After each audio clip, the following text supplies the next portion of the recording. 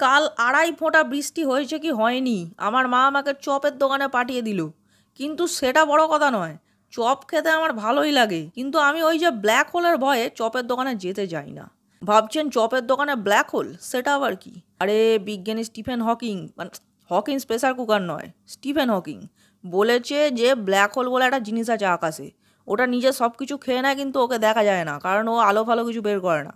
কিন্তু চপের দোকানে যে ব্ল্যাক হোলটা আছে, সেটা আলো না বের করুক, তাপ তো বের করে, মানে চরম গরম। আরে ওই চপের কড়াটার কথা বলছি, কড়াগুলোকে দেখেছেন কখনো মন দিয়ে? জীবনে ওগুলোকে মাঝে বলে মনে হয়? দেখলে মনে হয় হরপ্পায় খোঁড়াখুঁড়ি করতে গিয়ে পাওয়া গেছে। আর ওর গায়ে যে কত শতাব্দী প্রাচীন ময়লার লেয়ার দেখি, কি বলবো।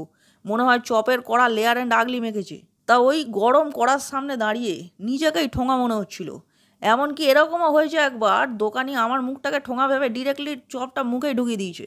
তাও এখন সঙ্গে এই যে বোরোলিনের খাস সাবান আছে তাই রক্ষে। ঘেমে নে চপ নিয়ে বাড়ি ফিরে আগে সাবানটা মেখে চান করলাম, ব্যাপক ফ্রেশ লাগলো। আর লাগবে নাই বা কেন, সাবানের গন্ধটা প্রথম প্রেমের মতো সুদিং আর প্রথম চাকরির মতো আনন্দ দেয়। বিশুদ্ধ নারকোল তেল আর ভেটিভাত থাকায় সাবানটা শিশুর হাসির মতো নরম হলেও হালকের দিব্যি। এটা মিথ্যে সম্পর্কের মতো ভটাস করে ভেঙে যায় না। যাই হোক, সবে তরতাজা হয়ে চপ মুড়িটা মুখে দিতে যাচ্ছি, মনে পড়ল, আরে ওই অত বড় বড় ব্ল্যাক হোল না হোক, রান্নাঘরে আমাদের মায়েদের রোজ ছোট ছোট কড়াগুলোর সঙ্গে তো ডিল করতেই হয়। তাই মায়েদেরও শরীর মন তরতাজা রাখতে বাড়িতে খাস সাবানের ব্যবস্থা কিন্তু রাখতেই হবে। সে তুমি স্টিফেন হকিং হও আর প্রেসার কুকার হও, যেই হও।